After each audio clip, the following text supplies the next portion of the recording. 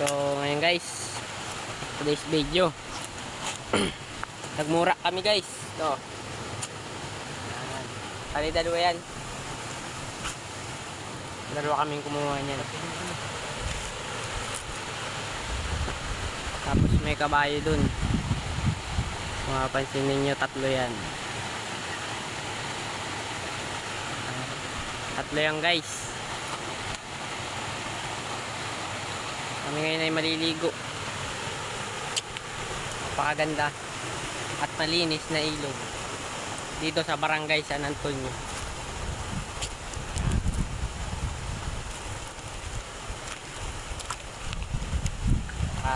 Linaw guys, tingnan nyo, ang ganda. Yan. Dito sa amin ay kung tawagin ito ay dam. Yan. Yung guys, landslide gawa ng malakas na ulan, yung sunod-sunod na bagyo. Ano nangyari? Ayun po yung aking kasama, yung umakyat ng mura. At kami daw ay magugutom. Video na natin yun.